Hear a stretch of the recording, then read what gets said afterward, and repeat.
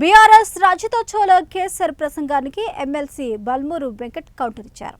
తెలంగాణ రాష్ట్రం వస్తే ఇంటికో ఉద్యోగం, దళితుని ముఖ్యమంత్రి చేస్తానని, తాను ఏ పదవులు తీసుకోకుండా కేవలం కాపలా ఉంటానని చెప్పిన కేసర్ అధికారం వచ్చాక ఎలా మాట మార్చారో ప్రజలందరికీ తెలుసు అన్నారు. 60 ఏళ్ల తెలంగాణ ప్రజల ఆకాంక్షను కాంగ్రెస్ పార్టీ నెరవేర్చిందని కొనియాడారు. గిరిజనులకి పోడు భూములు గాని, రైతుల చేతులకి సంఖ్యలేసిన విషయాలు, ఇలా అనేకమైన పొరపాట్లు, తప్పిదాలు అన్నింటినీ మీరు చేసిన వాటిని అంగీకరించి తెలంగాణ ప్రజల్ని క్షమాపణ కోరుతారని చెప్పి మేము భావించినాం. కానీ సిగ్గు శరం లేకుండా ఏ బల్పు, ఏ అహంకారం అయితే మీకుండేనో ఆ బల్పు అహంకారాన్ని తగ్గించాలని చెప్పి తెలంగాణ ప్రజలు మిమ్మల్ని నేలకేసి కొట్టినా కనీసము బుద్ధి రాకుండా, బుద్ధి లేకుండా అదే బల్పు తోటి, అదే అహంకారంతో మళ్ళీ ఈ రోజు మీరు ప్రసంగించడం జరిగింది.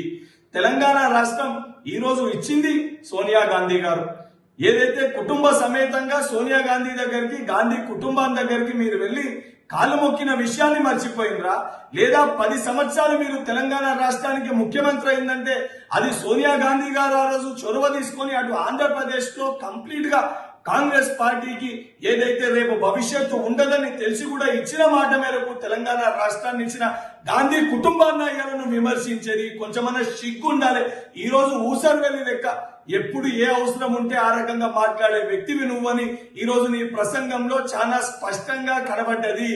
ఈ రోజు కాంగ్రెస్ పార్టీ అధికారంలోకి వచ్చినాక మేము ఇచ్చిన ఒక్కొక్క గ్యారెంటీని అమలు చేస్తుంటే అది జీర్ణించుకోలేక, తట్టుకోలేక వాస్తవానికి దానిపైన అసెంబ్లీలో వచ్చి మాట్లాడే ధైర్యం లేని నువ్వు ఈ రోజు వాటిని విమర్శిస్తున్నావంటే యావత్ తెలంగాణ ప్రజానీకం గమనిస్తుండ్రు. నువ్వు చేసిన తప్పిదాలకి కనీసము మొన్నటిసారి నీకు ప్రతిపక్ష పార్టీ హోదా, ప్రతిపక్ష పార్టీ నాయకునిగా ప్రజలు హోదా కల్పించారు. ఈ రోజు నీ యొక్క అహంకారము, నీ బల్బుని చూసినాక తప్పనిసరిగా రాబోయే ఎన్నికలు